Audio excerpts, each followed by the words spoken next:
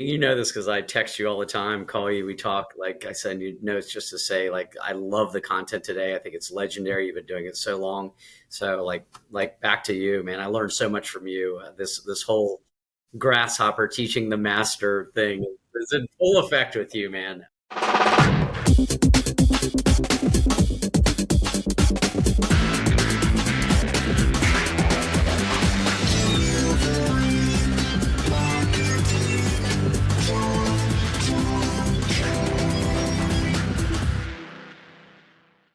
Hey there, and welcome to a brand new episode of Delivering Marketing Joy. I am your host, Kirby Hasseman. Joining me today is the definition of a repeat rock star. He's the co-founder of Brand Fuel, Band Together, Promo Cares, Promo Kitchen, and many, many more. He's a great human. He's my buddy, Danny Rosin. Thanks so much for joining. Thank you for having me again. It's good to be here. Always good. I always love this. I always love this. And the reason I love this is we have conversations when I'm not recording it all the time. So it's good. 100%. All right, so let's dive in. You are leading a growing organization in an industry that let's just say that's been through a lot in the past few years, right? I'm curious, from your perspective, what's like the secret sauce to leading well during uncertain times, or is there one? Yeah, it's a good question. We're all living it. Uncertain times can show up in lots of different ways, obviously, and our industry is not immune to it. My first answer, I'd get to give a shout out. I was thinking about this. My first gut reaction was, Robert Fivash, Allison McLean, Robert, my business partner, Allison's our GM, of 20 years almost. I think when you have a great executive team around you that balances you, they hold you accountable, they support you, motivate you, all those things. I think it's easier to get through when you have a collective executive committee. The other is like having a great staff, if they're loyal and they're talented and you can retain this staff, they've got industry experience, they're people who care, you're going to get through the uncertain times a little bit easier. And then maybe I would say when we are younger, a more immature company, actually, we're still pretty immature. But I think when we are a less mature business, we probably made more knee-jerk reactions in situations like today. So today, I think we're maybe more patient. We parked some rainy day money away several years ago. We said there's going to be more challenges in the marketplace. Let's try and save a little bit of money every year and put that away for days like this when uncertainty happens, tariffs crush you and all that. And so when I think about our business and recommendation to others, I think you find out what you're made of in times like this, and you find out what you're willing to do, to risk, how hard you're willing to work. And so situations like this really light the fire of business development for Brand Fuel. And I would encourage everybody to really rethink, when it's raining money and it's just coming in, you're not thinking about business development as much as it's happening, but now you can really be thoughtful about it. Yeah, no, I totally agree. I think that sometimes during those times, it's like getting back to basics about that business development side is really powerful. So I do want to say congratulations. So you got recertified as a B Corp, which is no small feat. So why why was that important to you and Brand Fuel, and what did it take to achieve that again? Yeah, if you can't see me, I'm beaming. The recertification of a B Corp is, it's almost as hard, like going through that process again, the auditing and the questions, and they really peel back the layers of every facet of your business. It's almost as hard as the initial certification. So why? I think my first thought is that, we feel strongly that we should be focused on constant improvement, whether we get certified or not. When I think about the letter B in B Corp, it stands for benefit, but to me, it represents better. So if we can continue to be a better company, I think that's important. But it is a badge of honor for us. And I think maybe in a weird way, maybe not a weird way, maybe, I don't want this to be self-serving, but I think it is important for our industry to have companies that have been B Corp certified, EcoVadis, 1% for the planet. I think it's important. And then when I think about B Corp, I think about three things and the importance of those three things. One is how we take care of our staff. We don't have hardly any turnover, which is great. How we take care of our communities, and then ensure that we have a responsible responsibly sourced supply chain. So we're thinking about working with suppliers that do product testing, ensuring that the people that are making the things that we're selling are paid fair wages, they're working in safe environments, those sorts of things. And like Fairware, I shout out to them. Like they're the gold standard in our industry for that. They really are. Yeah, and I think that why is it important for the industry? I think it's important for folks like Fairware and Brain Fuel and the other folks who've kind of gone down that path to show that it can be done.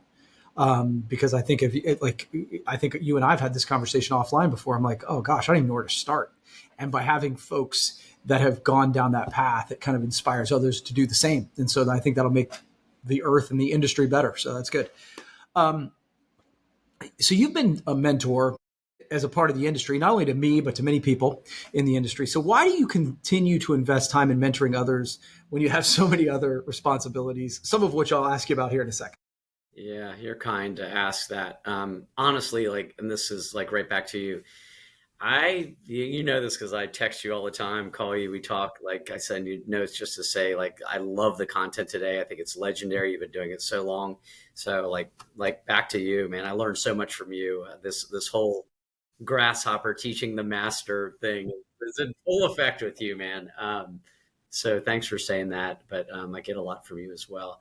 Why do I do it? I think in this moment, I think in the digital age that we're in, like this, a lot of pressures and value coming from AI, for example. But I think mentoring is one of the most important human ways to connect in a vulnerable fashion.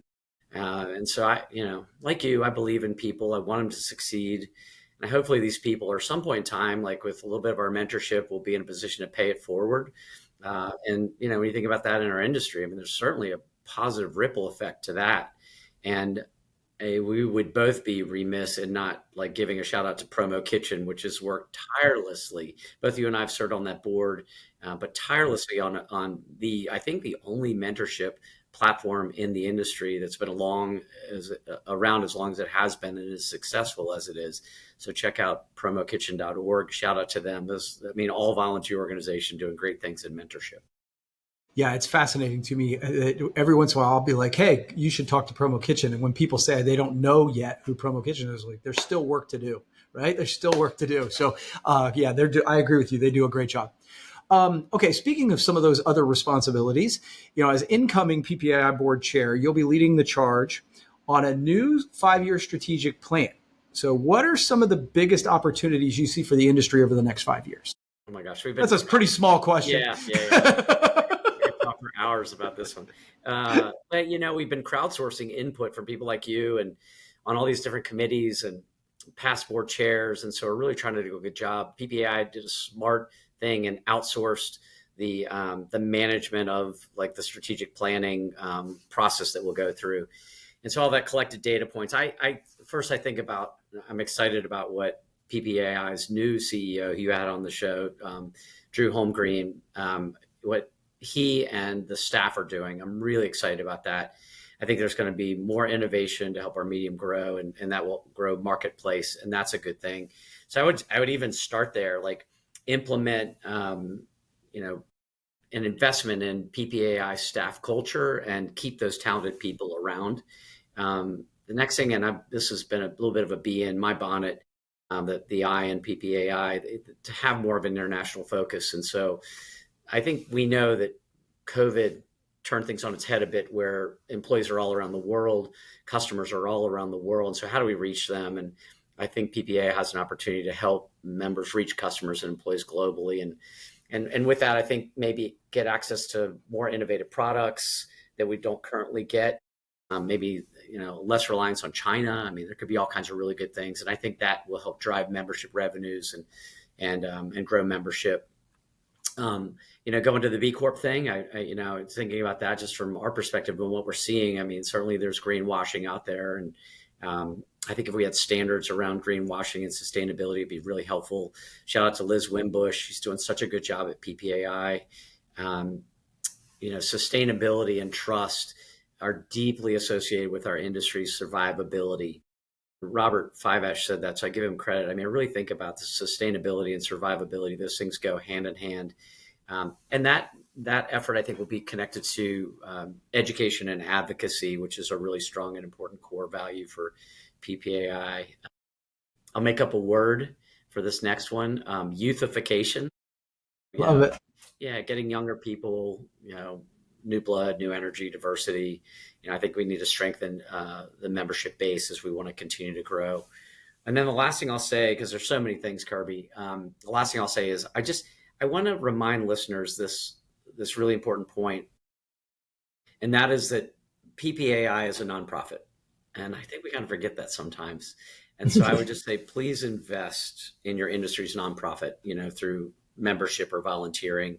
I think, there have been some challenges there, I think, in the past with what members get charged and, are they getting value out of their membership? And I think that's a real opportunity for PPAI to make sure that members are getting value. But remember, it's a nonprofit. You're investing in, all of the things that you would want, a safe industry that's got, a very great halo effect over it, pun intended.